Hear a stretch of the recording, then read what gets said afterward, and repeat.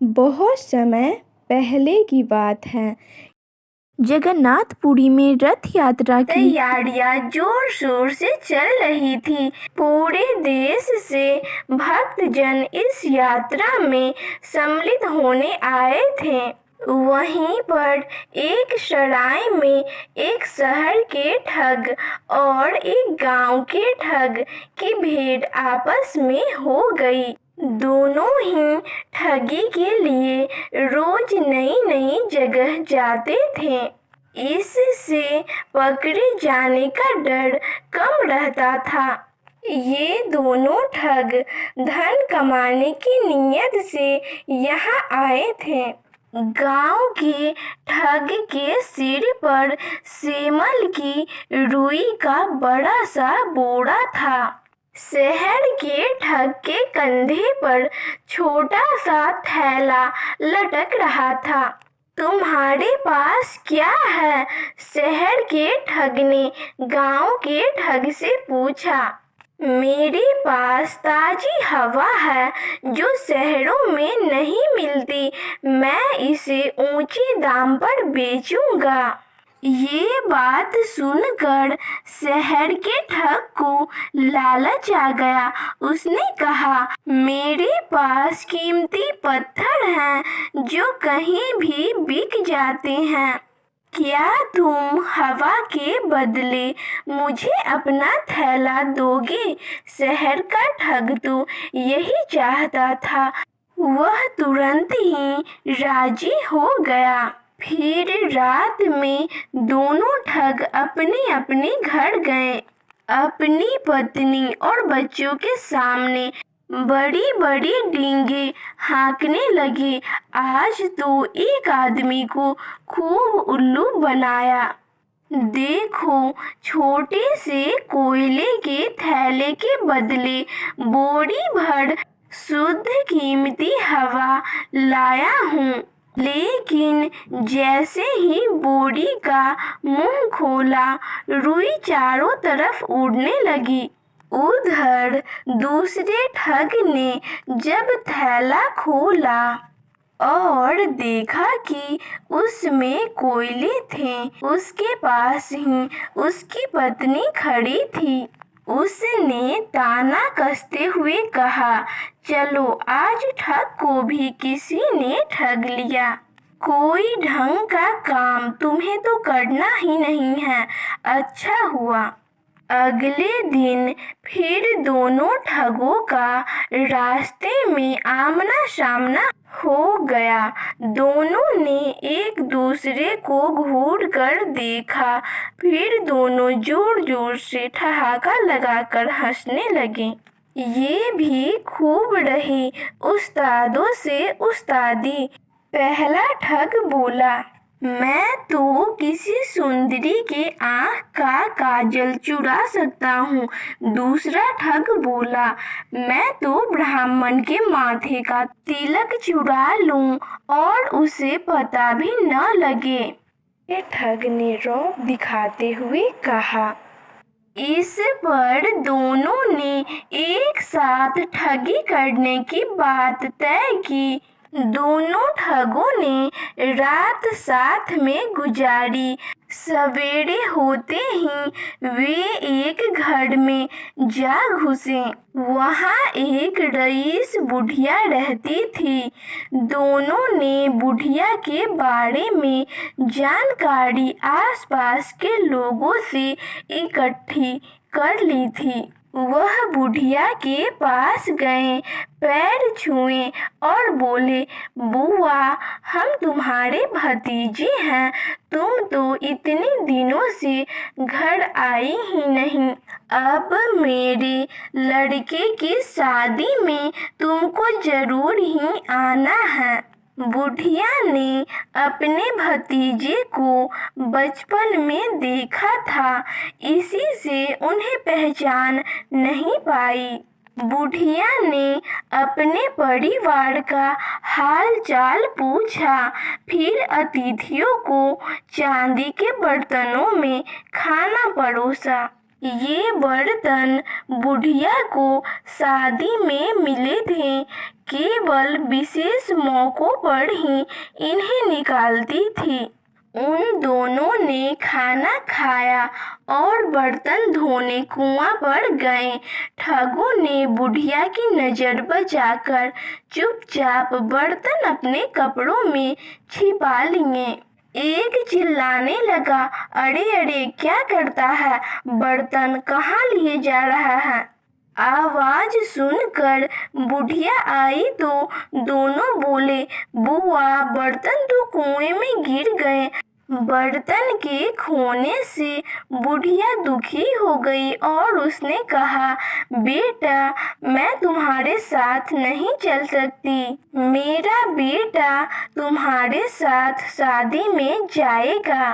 बेटे ने उन दोनों को बर्तन छुपाते देख लिया था।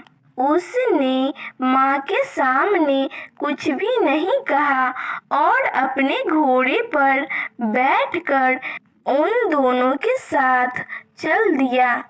चलते चलते रास्ते में दोनों ठग बोले, ए भाई घोड़ा रोको तो, बड़ी भूख लगी है। हमारे पास तो पैसे नहीं हैं, तुम अमीर आदमी हो, जरा अच्छा खाना खिलवाओ। क्यों नहीं, इस जगह मेरा लेन देन चलता है, हमें कुछ भी खर्च नहीं करना पड़ेगा। युवक ने कहा। वह इन दोनों को सबक सिखाना चाहता था। ठीक है, ये तो बड़ी अच्छी बात है, दोनों ठग बोले। तुम लोग यहीं रुको, मैं इंतजाम करके आता हूँ। ऐसा कहकर वह युवक वहाँ एक व्यापारी के पास चला गया। कुछ गुपचुप बातें की, फिर वापस आया और दोनों ठगों को व्यापारी के पास ले गया। व्यापारी ने युवक को धन दिया। वह धन लेकर जाने लगा तो दोनों ठग बोले, अरे भाई अकेले कहाँ जाते हो, हम भी चलते हैं। नहीं, मुझे काम है, थोड़ी देर में आता हूँ। तब तक तुम्हारे स्वागत और खान पान का ध्यान ये श्रीमान रखेंगे। युवक ने व्यापारी की ओर इशारा किया। व्यापारी ने उन दोनों को डपट कर कहा, जाओ पीछे खेत में मजदूरों के साथ काम पर लगो। उन दोनों ने व्यापारी को समझाने की बहुत कोशिश की, वे मजदूर नहीं हैं, पर व्यापारी ने कहा, मैंने तुम दोनों को पैसे देकर खरीदा है, काम तो लूंगा ही। नहीं नहीं, हम लोग अच्छे घर परिवार के हैं, उस युवक ने हमारे साथ धोखा किया है, आपको भी धोखा दिया है, हम उसे खोज लाएंगे, आप एक बार हमें जाने दो। दोनों ने बहुत विनती की। व्यापारी को दया आ गई। उसने अपना एक नौकर उन दोनों के साथ युवक को खोजने के लिए भेज दिया। इसी बीच वह युवक दूसरे गांव पहुंच गया। वहां एक हलवाई की दुकान पर जाकर गपागप मिठाइयाँ खाने लगा। दुकान पर एक छोटा लड़का बैठा था। उसने कहा, मिठाई खानी है तो दाम निकालो। युवक बोला, देखो बच्चे, मैं तुम्हारे पिताजी का दोस्त हूँ, उनसे जाकर कहो मक्खी मिठाई खा रही है, कुछ नहीं कहेंगे। युवक ने प्यार से बच्चे को समझाया। जब उस बच्चे ने जाकर पिता को बताया तो उसके पिता नाराज हो गए और बोले, जाओ जाओ, मक्खी तो मिठाई खाती ही है। चिंता मत करो, एक मक्खी कितनी मिठाई खा लेगी। बच्चा लौटा। इस बीच में युवक ने खूब छक्कर मिठाई खाई, थैलों में भी भरी और घोड़े पर सवार होकर चल दिया। रुको रुको कहकर बच्चा चिल्लाता रहा। आगे रास्ते में उसने एक बूढ़ी औरत को देखा, उसके साथ उसकी सुंदर बेटी भी थी। युवक उस पर मोहित हो गया। उसने झटपट युवती को घोड़े पर बैठाया और तेजी से आगे बढ़ गया। बुढ़िया रोती चिल्लाती उसके पीछे भाग रही थी। अम्मा, तेरी बेटी को बहुत प्यार से रखूंगा। हाँ, मेरा नाम याद रखना, जवाई राजा। बुढ़िया रोने और चिल्लाने लगी। हाय मेरी बेटी, मेरी बेटी। लोग जमा हो गए। क्या हुआ, क्या हुआ? सभी लोग पूछने लगे। वो मेरी बेटी को उठाकर ले गया। हाय, मैं क्या करूं? कौन ले गया तेरी बेटी को अम्मा? लोगों ने पूछा। जवाई राजा, बुढ़िया ने बताया।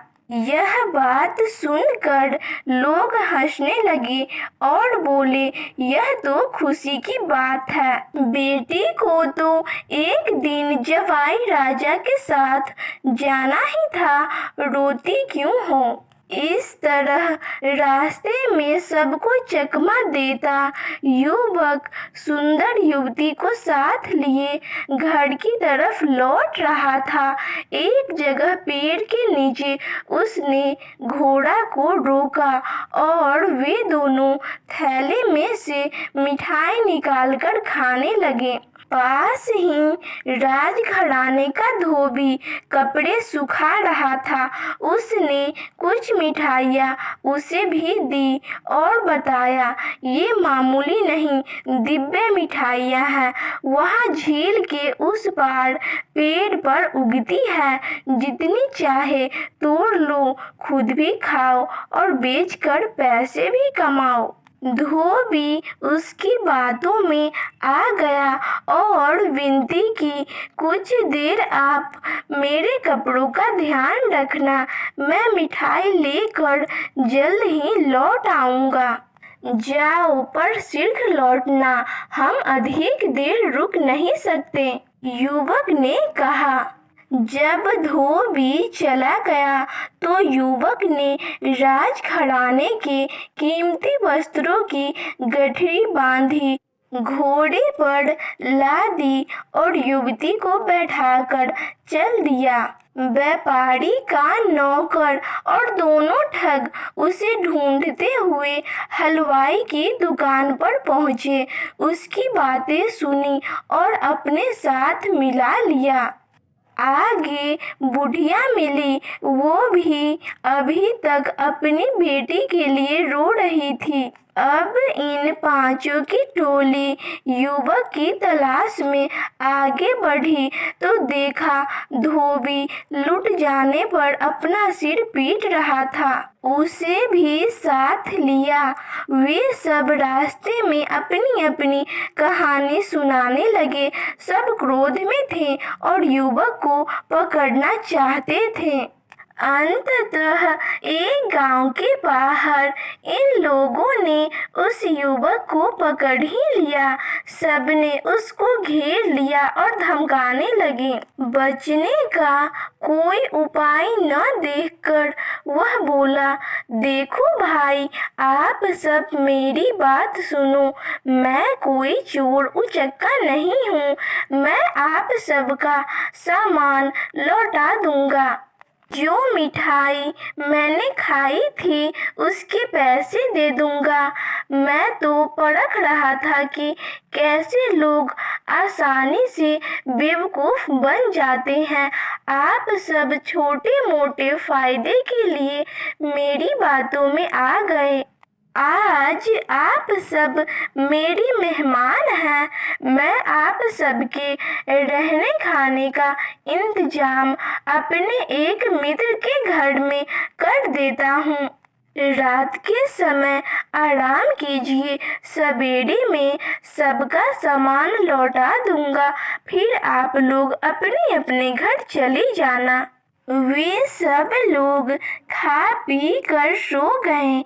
युवक ने मोहल्ले के चौकीदार को घूस दी और ढिंढोरा पिटवा दिया कि गांव में कुछ नए लोगों को देखा गया है, लगता है पड़ोस के जासूस हैं। जो कोई इनको पकड़ने में सहायता करेगा उसे इनाम मिलेगा। पकड़े जाने की घोषणा सुनकर दोनों ठग, व्यापारी का नौकर, हलवाई, बुढ़िया और धोबी सभी घबरा गए और वहां से जान बचाकर भागे। जाते जाते अपने पास का सामान भी वही छोड़ गए। बहुत दूर निकल जाने पर जब लगा कि कोई उनके पीछे नहीं आ रहा था, तो दोनों ठग एक जगह बैठ गए। एक ठग दूसरे से बोला, भाई आज तो जान बची।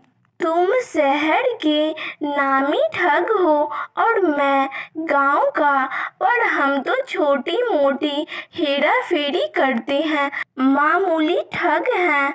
असली ठग तो वह युवक है, ठगों का राजा ठगराज सबको खूब चकमा दिया।